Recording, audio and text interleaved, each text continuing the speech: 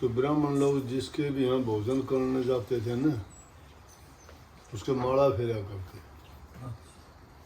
माला फेरने में मतलब है राम का ही नाम होता, एक मनके के साथ राम का नाम लिया, मन का ठल खाने के।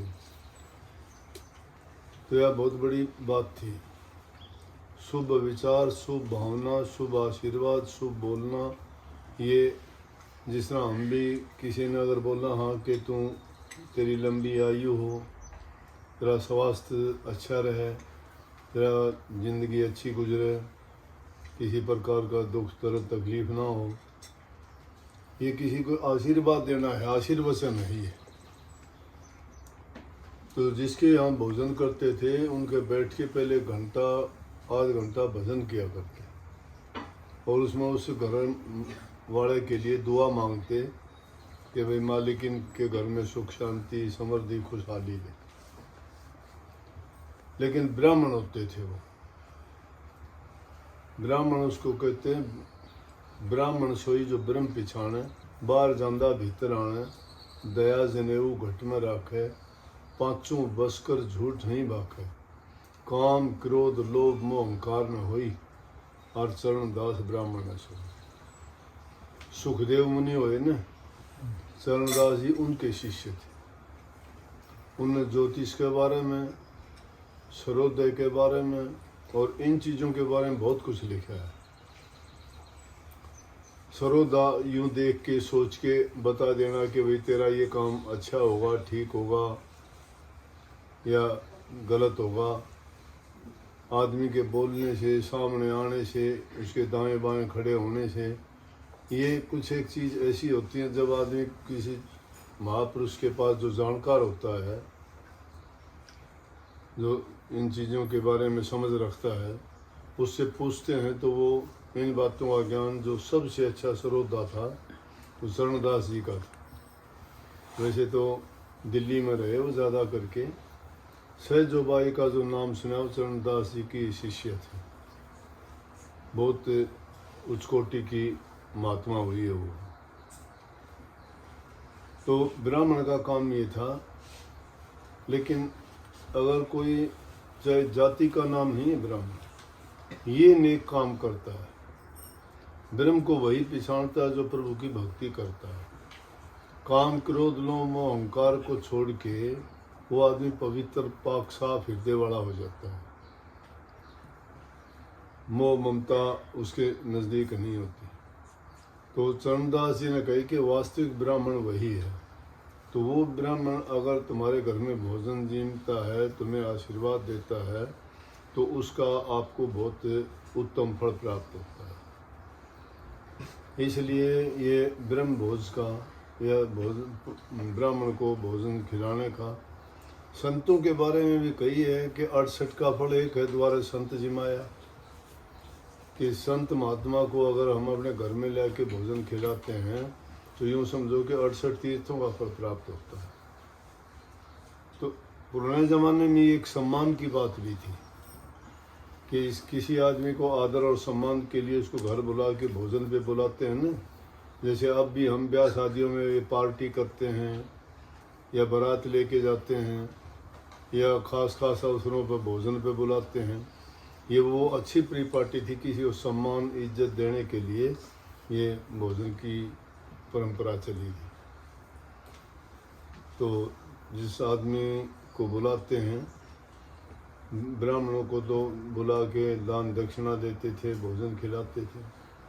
तो पुरानी बात है, एक बार एक सेठ था, वो बुलाया करता ब्राह्मणों को, भोजन खिलाता था, दान दक्षिणा देता था। ब्राह्मण लोग भी दुआ करते थे कि भाई ऐसे आदमी जो हमें दान दक्षिणा देते हैं, भोजन खिलाते हैं, परमात्मा उनको लंबी उम्र दे, तंदुरुस्ती दे, खुशहाली दे, वो जजमान अच्छे बने रहें तो हमें भी अच्छी प्रकार से वो इज्जत सम्मान देंगे, दान दक्षिणा देंगे। तो जो सेठ ब्राह्मणों को बुलाता था, भोजन खिलाता था, उसने आर्य समाज की बातें सुन ली। तो आर्य समाज इन बातों पर बड़ा आलोचना करता है कि इन चीज़ों का कोई फ़ायदा नहीं है, ये पाखंड है, ये आडंबर है। मूर्ति पूजा करना, किसी आदमी को मानना, गुरु को मानना, व्यक्ति पूजा है ये, वो कहते हैं। मूर्ति पूजा करना या ये चीज़ सब पाखंड है। धूप बत्ती जलाना ये भी सब गलत है। यज्ञ करो, यज्ञ करो, यज्ञ करने से वायुमंडल पवित्र होगा। तो सेठ था वो आर्य समाजी हो गया। आर्य समाजी हो गया तो कहने लगा, भाई पंडित जी बात सुन ले, अब मैं तेरे को कभी नहीं बुलाऊंगा, मेरे घर ना आया। गरीब ब्राह्मण था, उसको दुख तो बहुत हुआ, क्या करे बेचारा। आना जाना उसका बंद हो गया, दान दक्षिणा बंद हो गई। ऐसे ही चलता रहा उसका गुजारा। जैसे कैसे एक दिन उस पंडिताइन को सेठानी मिल गई। बोली कि क्या हाल पंडिताइन? ने बोली मान क्या हाल। पहले तो पंडित जी को बुला लिया करते अपने सेठ जी, दान दक्षिणा देते थे तो हमारा काम ठीक चल जाता था। अब तो वो तो आर्य समाजी हो गए, मैं तो बुलाते नहीं।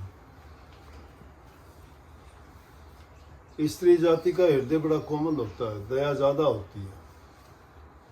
उसकी बात और हालात को देख के कहने लगी, बहन कोई बात नहीं, उसको पंडित जी को भेज देना, आ जाए, मैं करूँगी बात। उसने बताया घर जाके अपने घर वाले को कि जाओ आप। सेठानी ने ये कहा कि भेज देना पंडित जी को। बोले चलो, उसको भी खुशी हुई जाने की। उसमें घर में चला गया, जाके विराजमान हुए पंडित जी और सेठ जी की आंखें बदल गई।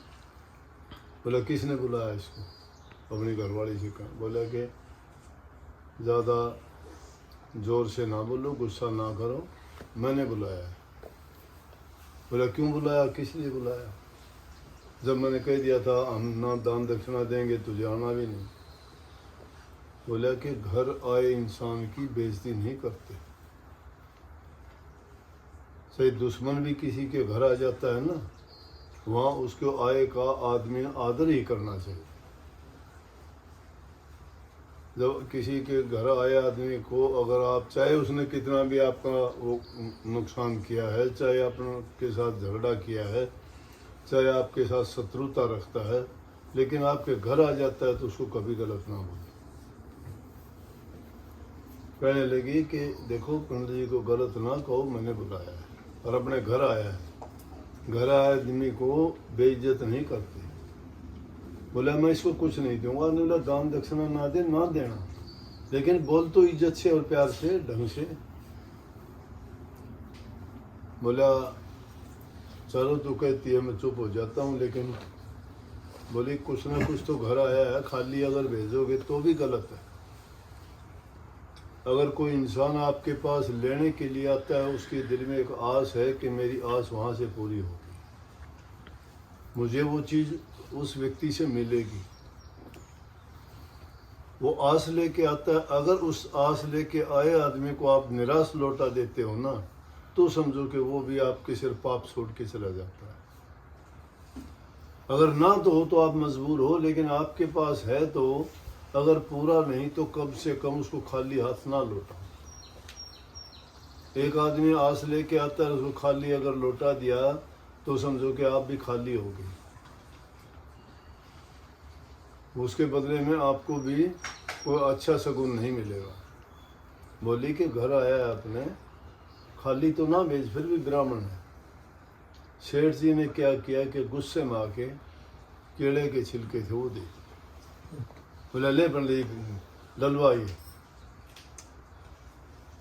पंडित जी बुद्धिमान आदमी किसी का निरादर नहीं करते।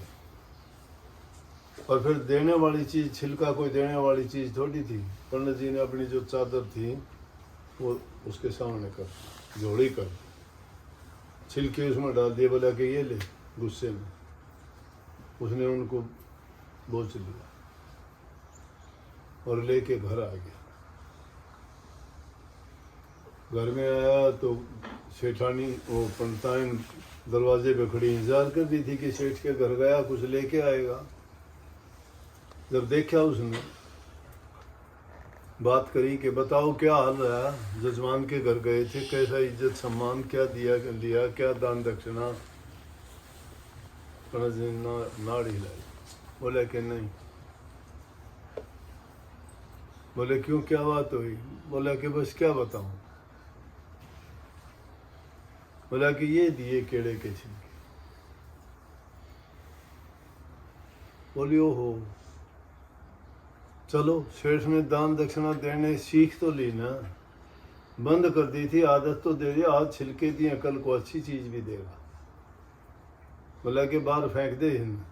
बोला ना, सेठ की दी हुई दक्षिणा है, इसको बाहर थोड़े फेंकते हैं दक्षिणा को। तो बोली कि मैं इनका अच्छा करूँगी, उन्हें केले के छिलके धो के अच्छी तरह काट के सब्जी बना दी। घर में दोनों थे, वृद्ध अवस्था थी, केले की तो उसकी छिलके की सब्जी बना के रोटी खाई। रात को पेट में दर्द हो गया पंडित जी, पेट में दर्द हो गया, चीखने लगा जोर जोर से, हाय मरूंगा, ये हो गया वो हो गया। पड़ोसी आए, क्या बात हो गया, क्या खाया था। आदमी यही पूछता है, पेट में दर्द तो क्या गड़बड़ फिर वही। बोला और तो कुछ नहीं खाया, वे केले की छिलके की सब्जी खाई थी। वो कहाँ से लाए। बोला सेठ के गए थे, उसने दक्षिणा में दिए थे, हमने सब्जी बना के खाई। वो आदमी जाके बोला सेठ गलत हो गया। बोले क्या हुआ। मेरा पंडित जी को छिलके दिए थे कि, बोले कि हाँ। मेरा उसने सब्जी बना के खा ली और उसके हो गया पेट में दर्द, वो मरेगा, नाम होगा तेरा। अब सेठ को मुश्किल होगी, भाग्या गया पंडित जी के घर। पंडित जी राम राम। बोले आओ सेठ जी। बोले क्या हो गया। भाई सेठ जी आपने दक्षिणा में केले के छिलके दिए थे, मैंने वो प्यार में उनकी सब्जी बना के खा ली कि भाई जजमान की दिए हुआ प्रसाद है, इसको यूँ तो नहीं, हमने सब्जी बना दी और उससे ये पेट में दर्द हो गया। वैद्य बुलाया, डॉक्टर से दवाई दिलाई और कहने लगा पंडित जी कोई बात नहीं, बोला आ जाइयो फिर ठीक होने के बाद घर। तो दोबारा से पंडित जी ठीक होने के बाद गए तो सेठ ने पूरी दान दक्षिणा दी, पूरी इज्जत सम्मान दिया दोबारा से, और फिर उसका वो काम चालू हो गया। तो ये तो थी बात वो कि आदमी, इसे हमें काफ़ी बात मिली कि एक तो जो आदमी घर में आता है ना, उसका आदर करना चाहिए, निरादर ना करो। मांगने के लिए आता है, खाली ना लौटाओ। तीसरी चीज़, अगर कोई आस कर रखता है उसको निराश रखो। तो जिसके लिए तुम करते हो, जिसका नमक खाते हो, नमक हराम ना करो। चाहे कभी भी अगर कोई ऐसी बात आ जाए तो भी जिसका नमक खाया है उसके साथ में कोई धोखा कपट ना करके, और तुम्हारे से हो सके तो उसका ऋण उतारो, नमक का ऋण उतारना। ये 3 ऋण होते हैं। नंबर 1 तो दूध का ऋण होता है, माँ का।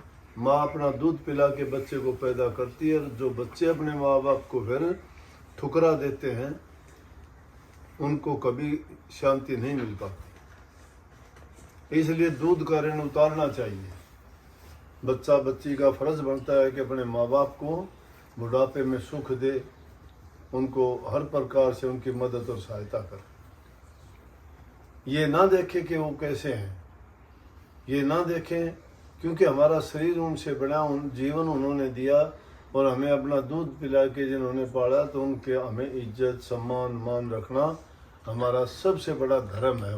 वो धर्म है।